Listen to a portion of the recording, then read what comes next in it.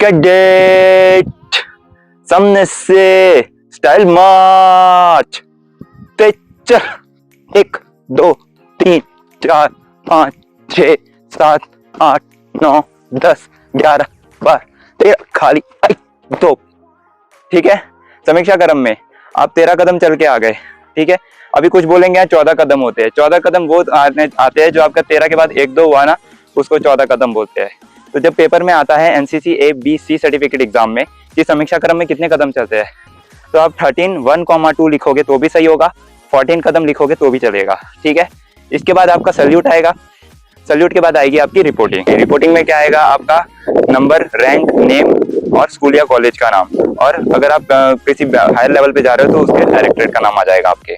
ठीक है, उसके बाद सबसे मेन पार्ट आता है 360 डिग्री रोटेशन। इसी में जो आप चल के आए समीक्षा क्रम, उसमें तो आपकी बेसिक ड्रिल देख ली। अभी ये जो आपकी ड्रिल आपकी 360 डिग्री घूमोगे, ये सबसे मेन पार्ट होता है। इसमें क्या क्या देखा जाता है, आपका ड्रिल, आपका वर्ड ऑफ कमांड, आपका डिसिप्लिन और आपकी तरतीब। ठीक है, ये सारी चीजें इस 360 डिग्री में कवर अप होंगी, इसलिए सबसे मेन माना जाता है। अब इसमें वर्ड ऑफ कमांड की बहुत ही ज्यादा इंपॉर्टेंस होती है, तो मैं आपको आसान भाषा में समझाने की कोशिश करता हूँ।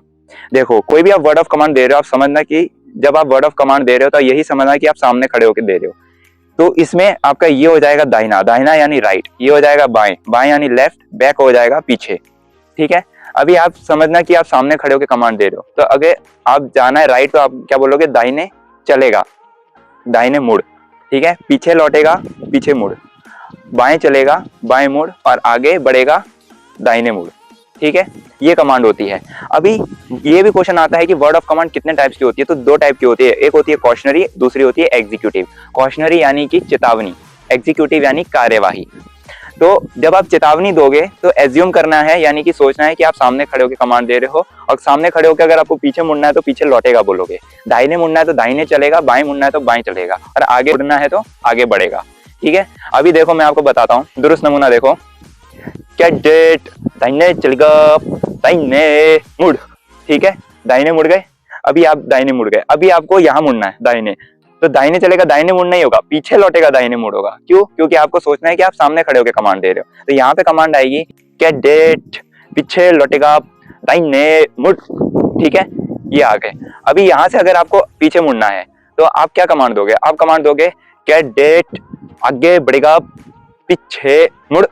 ठीक है, अभी इसमें आपकी पूरी 360 जो मुड़ते हो, इसमें आपका पूरा सब कुछ कवर हो जाता है वर्ड ऑफ कमांड के साथ। उसके बाद क्या हो गया, आप सामने आ गए, दाहिने मुड़ना है, 13 कदम जाना है, 13 कदम पे टर्न होना है, 4 कदम चलना है दाहिने सल्यूट, फिर 5 कदम चल के डाउन हो जाएगा। उसके बाद लेफ्ट बाएं जाना है 17 कदम, 17 कदम पे मुड़ना है पीछे, फिर 4 कदम चलना है, फिर बाएं सल्यूट आएगा 5 कदम, फिर डाउन करके 3 कदम चल के तीसरे कदम पे थम हो जाना है।